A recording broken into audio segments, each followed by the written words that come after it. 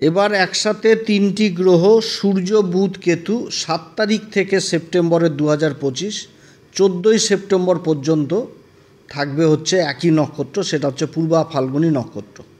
পূর্বা ফাল্গুনী নক্ষত্র এটা শুক্রদেবের নক্ষত্র। এই সময়কালে শুক্রদেব আবার অবস্থান করছে কর্কট রাশিতে, অশ্লেষা নক্ষত্রে।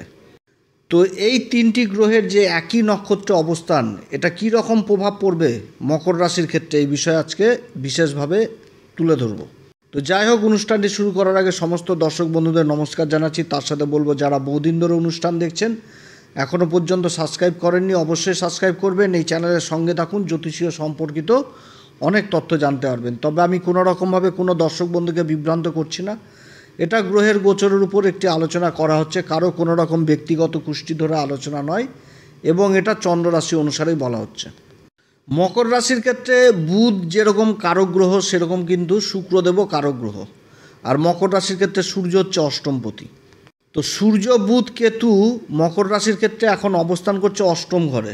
অষ্টম ঘরটা হচ্ছে সিংহ রাশি। সিংহ রাশিতে সূর্য অবস্থান করছে নিজের ঘরে, তার সাথে বুধ, এবং কেতু তো আগে থেকে এই ঘরে অবস্থান করছে। তো বুধ এই 7 তারিখে নক্ষত্র পরিবর্তন করলো। 7 তারিখে মঘা নক্ষত্র থেকে বেরিয়ে আসলো, এসে প্রবেশ করলো হচ্ছে পূর্বা ফাল্গুনী নক্ষত্রে। আর সূর্যদেব পূর্বা ফাল্গুনী নক্ষত্রে অবস্থান করছে 31শে আগস্ট থেকে একদম থাকবে 14ই সেপ্টেম্বর পর্যন্ত। তারপরে তো উত্তরা ফাল্গুনীতে প্রবেশ করে যাবে, এবং তার সাথে বুধও 14ই সেপ্টেম্বরে আবার নক্ষত্র পরিবর্তন, রাশিও পরিবর্তন করবে। আর কেতুতে থেকে যাচ্ছে এই পূর্বা ফাল্গুনী নক্ষত্রে। পূর্বা ফাল্গুনী নক্ষত্রের অধিপতি শুক্র এই সময়কালে কিন্তু মকর রাশির ক্ষেত্রে কেন্দ্রে স্থাপন করছে, সেটা হচ্ছে কর্কট রাশির সপ্তম ঘরে, এবং রাশির উপর শুক্রের কিন্তু দৃষ্টি থাকছে। এবং মকর রাশির এই সময়কালে শনি আর মঙ্গলের সমসপ্তম যোগও রয়েছে। মঙ্গল কিন্তু ভাগ্যের ঘরে কন্যা রাশিতে অবস্থান করছে, এবং নিজের নক্ষত্র চিত্রাতেই অবস্থান করছে। আর দেবগুরু বৃহস্পতি ষষ্ঠ ঘরে অবস্থান করছে নিজের নক্ষত্র পুনর্বসু নক্ষত্রে। আর ওদিকে রাহু তো 24 ডিগ্রিতে চলে আসলো এই সেপ্টেম্বরের 3 তারিখ থেকে। অর্থাৎ গ্রহদের অবস্থান কিন্তু যথেষ্ট ভালো এই সময়কালে। শনি মঙ্গলের সমসপ্তম যোগ রয়েছে। আমি এর আগে বলেছিলাম, যখন শনি মঙ্গলের সমসপ্তম যোগ, যে দাবি দেওয়ার ব্যাপারগুলো উঠে আসবে, দাবি দেওয়া সম্পর্কিত জিনিসগুলো এই সময়কালে সমাধান হবে। তো এবার সূর্য বুধ কেতু একসাথে অষ্টম ঘরে অবস্থান করছে এই পূর্বা ফাল্গুনী নক্ষত্রে। পূর্বা ফাল্গুনী নক্ষত্র সম্পর্কে বহু কিছু আলোচনা করেছি এর আগে, যে নক্ষত্রটা হচ্ছে সৌভাগ্যশালী দেবতার নক্ষত্র, যে দেবতার নাম হচ্ছে ভাগ।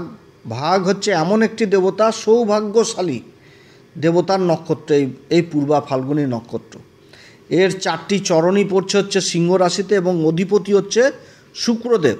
এবং এই নক্ষত্রটা হচ্ছে বিজয়ের পরবর্তী উল্লাস, যে নিজের লক্ষ্যে পৌঁছে যাওয়া, তারপরে যে একটা আনন্দ ফুর্তি উল্লাস, সেটাই কিন্তু এই নক্ষত্র থেকে বোঝায়। তা আগেকার দিনে তো রাজারা যখন রাজ্য জয় কিংবা নিজেদের লক্ষ্যে পৌঁছে যেত, তারপরে কিন্তু একটা আনন্দ ফুর্তি উল্লাস কিন্তু করতো, প্রকৃতি কিন্তু রং বেরঙে সেজে উঠত। তো সেই জিনিসটা কিন্তু বুঝাচ্ছে যে নিজের টার্গেটে পৌঁছে যাওয়া, এক কথায় বলতে গেলে যে নিজের লক্ষ্যকে প্রাপ্তি করা। তো এই সময়কালে সূর্য বুধ কেতু এই অষ্টম ঘরে এই নক্ষত্রে অবস্থান করছে, এবং দেবগুরু বৃহস্পতি ষষ্ঠ ঘরে অবস্থান করছে। তো দেবগুরু বৃহস্পতি নিজের নক্ষত্র থেকেও কিন্তু এখানটাতে এই বিপরীত রাজযোগ তৈরি হয়েছে। আবার বুধের দ্বারাও কিন্তু বিপরীত রাজযোগ তৈরি হয়েছে অষ্টম ঘরে, আবার সূর্যের দ্বারাও কিন্তু বিপরীত রাজযোগ তৈরি হচ্ছে। অর্থাৎ তিনটি বিপরীত রাজযোগের প্রভাব এই সময়কালে মকর রাশি পাচ্ছে, যে বিপরীত থেকে বিপরীত পরিস্থিতিতে পড়লেও নিজের লক্ষ্যে পৌঁছাতে পারবে। এই নক্ষত্রের বিশেষ এটাই প্রভাব এই সময়কালে দেখতে পাবে। খুব অল্প দিনের জন্য অবস্থান হলেও এই 7 দিনের মধ্যেও ভালো ভালো জিনিস ঘটতে থাকবে এই মকর রাশির জীবনে। কারণ পূর্বা ফাল্গুনী নক্ষত্রের যে অধিপতি শুক্র, সেই শুক্র কিন্তু কেন্দ্রে অবস্থান করছে সপ্তম ঘরে, আর রাশির উপর কিন্তু দৃষ্টি থাকছে। অর্থাৎ রাশিকে কিন্তু এই সময়কালে শুক্র বিশেষভাবে প্রভাবিত করবে। এবং যে নক্ষত্র, সেটা হচ্ছে অশ্লেষা নক্ষত্র। অশ্লেষা নক্ষত্র যথেষ্ট ভালো নক্ষত্র। যারা ব্যবসার সাথে এই সময়কালে জুড়ে রয়েছেন, ব্যবসা বাণিজ্য করছেন, রোজগারের ইনকামের সাথে যারা থাকছেন ব্যবসা বাণিজ্য করে, তাদের আর্থিক দিক যথেষ্ট এই সময়কালে মজবুত হবে। আমদানি যথেষ্ট বৃদ্ধি পাবে এই সময়কালে এই শুক্রের এই অবস্থান এবং এই নক্ষত্রে এই 3টি গ্রহের অবস্থানের ফলে। গোপনে যে কাজগুলো হয়, যে ধরাধরি করে কোনো কাজ হওয়ার চেষ্টা করছে, সেই কাজগুলো সাকসেস হবে এই সময়কালে। বিদেশ সংক্রান্ত কাজগুলো যথেষ্ট ভালো হবে। ইম্পোর্ট এক্সপোর্ট এই সমস্ত কাজের সাথে যারা যুক্ত রয়েছেন সেই কাজগুলো যথেষ্ট ভালো হবে। সরকারি কাজগুলো যথেষ্ট ভালো হবে। যারা কমিশনে কাজ করছেন, কমিশন এজেন্টে এলআইসি হোক বা অন্যান্য ফাইন্যান্সের কাজ, এই সমস্ত কাজগুলো ভালো হবে। বা সরকারি যেমন ব্যাংকিং সেক্টরের কাজগুলো যথেষ্ট ভালো হবে। প্রমোশনের যোগ থাকছে, আকস্মিকভাবে প্রমোশন হবে, বেতন বৃদ্ধির যোগ থাকছে। বা কোনো কাজ পার্ট টাইমার হিসাবে কাজ করছিল বহুদিন ধরে, সেই কাজগুলো পার্মানেন্ট হওয়ার প্রবল সম্ভাবনা থাকছে। এই সময়কালে যেরকম ব্যবসায়িকদের আর্থিক দিক মজবুত হবে, এই সময়কালে আবার সরকারি বেসরকারি কর্মচারীরাও নিজেদের টার্গেটকে পূরণ করতে পারবে। কাগজপত্র ডকুমেন্টেন্সির কাজগুলো যথেষ্ট ভালো হবে এই সময়কালে। আর্থিক দিক বিশেষভাবে প্রভাবিত হবে এই সময়। যারা বিদেশে যাওয়ার চেষ্টা করছেন সেই কাজগুলো যথেষ্ট ভালো হবে। যারা স্ত্রীবর্গীয় ব্যবসার সাথে যুক্ত রয়েছেন সেই কাজগুলো ভালো হবে, যেমন কসমেটিকের ব্যবসা, তারপর রেডিমেড গার্মেন্টের ব্যবসা, সুতির কাপড়ের ব্যবসা, ফ্যাশন ডিজাইন, তারপরে বিউটিশিয়ান, এই সমস্ত কাজগুলো যথেষ্ট ভালো হবে এই সময়।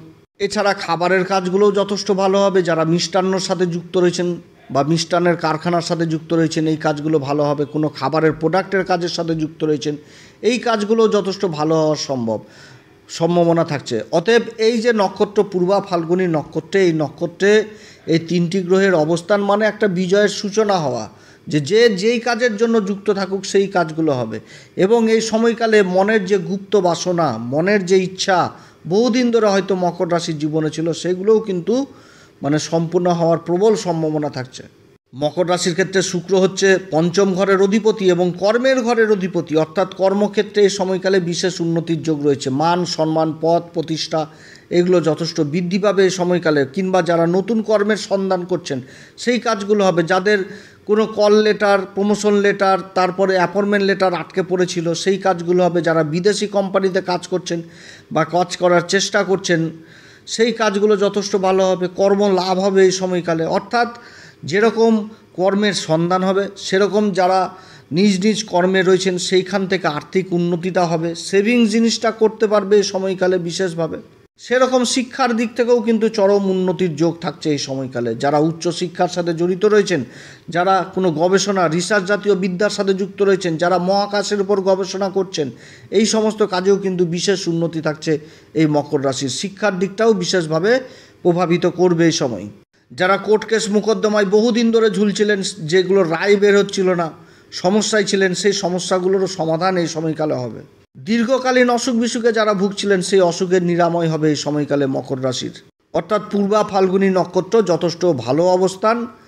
এই অষ্টম ঘরে তিনটি গ্রহের বুধ, সূর্য, কেতু একসাথে যে অবস্থান করছে, এটা জীবনে একটা অন্যরকম মাত্রা নিয়ে আসতে যাচ্ছে। এবং বহুদিন ধরে চলে আসা নিজেদের প্রতিষ্ঠান, সরকারি হোক বা বেসরকারি ক্ষেত্রে, যেখানটাতে কোনো রকম কোনো দাবি দাওয়ার প্রসঙ্গ উঠে আসছিল, সেই জিনিসগুলো মিউচুয়াল হবে এই সময়কালে। কিংবা যারা ব্যবসা করছেন, কোনো ভালো মহাজন বা যে মহাজনের সাথে দীর্ঘদিন ধরে কাজকর্ম করছেন, সেখান থেকে কোনো একটা মোটা মুনাফা বা একটা মোটা ইনসেন্টিভ বা কোনো একটা বড় অফার জীবনে পেয়ে যাওয়া, এটাও কিন্তু পাওয়ার প্রবল সম্ভাবনা থাকছে এই মকর রাশির। তো যাই হোক, অনেক দিক থেকে এই সময়কালে উন্নতির যোগ থাকছে পূর্বা ফাল্গুনী নক্ষত্র। এই নক্ষত্রকে নিয়ে বিশেষভাবে আলোচনা করেছি এর আগে। অর্থাৎ এই সময়কালে ভাগ্য যথেষ্ট সঙ্গ পাবে মকর রাশি এবং উন্নতির চরম শিখরে উঠবে এই মকর রাশি। তবে এই নক্ষত্র অষ্টম ঘরে অবস্থান, এই নক্ষত্রে থাকাকালীন আবার বিশেষ কিছু দিক থেকে সাবধানও থাকতে হবে। সেটা হচ্ছে নিজের চারিত্রিক দিক থেকে, নিজের খাবার দাবার, এই সমস্ত দিক থেকেও কিন্তু যথেষ্ট সাবধান। কারণ রাজা এই নক্ষত্রে থাকছে। অর্থাৎ এই সময়কালে আনন্দ ফুর্তি এবং পূর্বা ফাল্গুনী নক্ষত্র হচ্ছে কি রোমান্টিক মনোভাব, দাম্পত্য জীবন, যৌন সুখে আগ্রহী, এই জিনিসও কিন্তু বুঝায়। অতএব এই নক্ষত্রে থাকাকালীন নিজের চরিত্রের দিকে আবার যথেষ্ট খেয়াল রাখতে হবে। কারণ এটা উল্লাস, আনন্দ ফুর্তি করার এই নক্ষত্র, বিজয়ের পরবর্তী উল্লাস। তো বিজয়ের পরবর্তী উল্লাস, রাজা এই নক্ষত্র অবস্থান মানে সুখ ভোগ করবে। তাহলে নিজের খাওয়া দাওয়ার দিকেও যথেষ্ট খেয়াল রাখতে হবে এবং নিজের চরিত্রের দিকেও যথেষ্ট খেয়াল রাখতে হবে। কারণ অষ্টম ঘরে এই নক্ষত্রের অবস্থান এবং শুক্র সপ্তম ঘরে অবস্থান করছে, রাশির উপর দৃষ্টি দিচ্ছে। অতএব ব্যভিচার থেকেও কিন্তু দূরে থাকতে হবে, না তো চরিত্রে কলঙ্ক লাগানো সম্ভব থাকছে।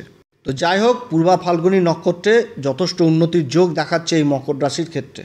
তো তো অনেক কথা আলোচনা করলাম। যদি এই পরামর্শ সত্যিই ভালো লাগে তাহলে নিজের ভেবে এই অ্যাস্ট্রো এসএম বাংলা চ্যানেলকে অবশ্যই সাবস্ক্রাইব করবেন। আপনারা সবাই ভালো থাকেন। এই রকম আরও নতুন নতুন তথ্য আসলে আপনাদের সাথে অবশ্যই শেয়ার করব। ভালো থাকবেন। এরপরে আবার আসবে একটি নতুন পর্ব নিয়ে। নমস্কার, ধন্যবাদ।